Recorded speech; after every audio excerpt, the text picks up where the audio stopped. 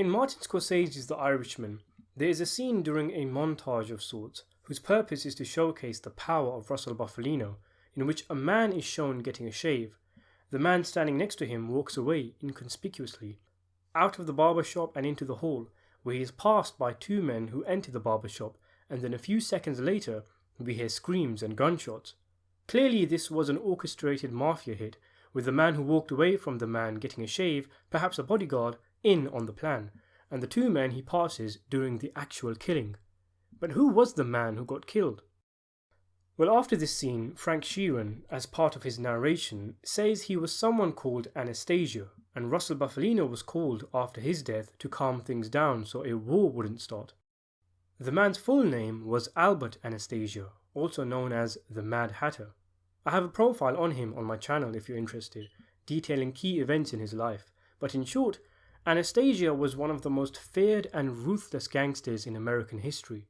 Incredibly, there are reports that the number of people he had killed was in the thousands. Anastasia was part of the Mafia's golden generation, coming up with the likes of Charles Lucky Luciano and Vito Genovese. He was part of the initial creation of the National Crime Syndicate, where Luciano created the modern Mafia as we know it. He was in charge of the syndicate's enforcement arm, known as Murder Inc. Anastasia would go on to become the head of the Mangano crime family, which would be renamed after him. So why was he killed, and what does this have to do with Russell Bufalino? Well, mobster Vito Genovese was an ambitious gangster who wanted to take control of what at the time was the Luciano crime family, the most powerful of the New York crime families. In order to do so, he needed support. This included wiping out potential threats to his claim and those who had allegiances to other mobsters, such as Frank Costello, who Genovese tried to kill and instead forced into retirement.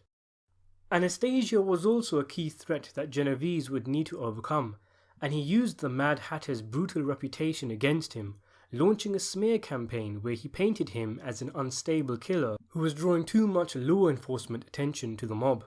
He also claimed Anastasia was selling membership of his family for cash, and Anastasia is thought to have spent huge amounts of money on gambling and betting.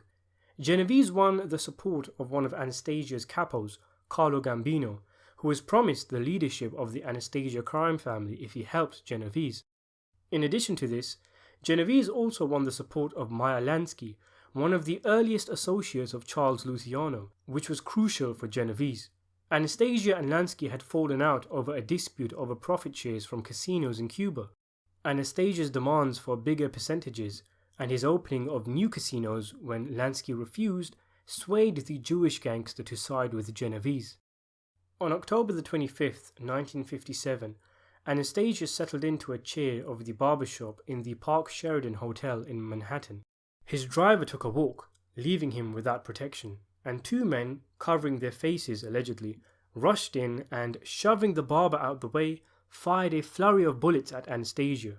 It's thought that Anastasia actually charged at his killers while he was being shot, but due to the sudden adrenaline and confusion, he actually charged at the gunmen's reflections in the mirror. He continued to be shot until he slumped to the floor and died. This incident is very famous in mob law, with the same real-life image of the dead Anastasia that you see in The Irishman being stamped in public memory. The NYPD concluded in the report of the Anastasia murder that it was ordered by Genovese and Gambino as part of Genovese's plan to rise to the top, and it was actually carried out by mobster Crazy Joe Gallo, who, funnily enough, is also in The Irishman in an unrelated plot thread. However, the aftermath of the murder, another incident that occurred in 1957, was even more famous and actually exposed the mafia to the public eye. Genovese called for a meeting between all the major mob bosses to proclaim his leadership of the Luciano crime family, in addition to smoothing out several other issues that arose from Anastasia's murder, such as appointing Carlo Gambino as the boss of Anastasia's family as promised, and dividing up the operations that Anastasia had been in charge of. This conference, known as the Apalachin meeting, took place in an estate owned by the boss of the northeastern Pennsylvania crime family, Joseph Barbara, and who, at the time, was Barbara's underboss, one of the men who arranged the meeting and oversaw its planning. You guessed it, Russell Bufalino. Now, the Apalachin meeting turned out to be a disaster, but that's a story for another day. You can check out the history of the meeting in a video of mine called Who Was Russell Bufalino? If you want to hear more details from The Irishman, consider subscribing to the channel, and thanks for watching.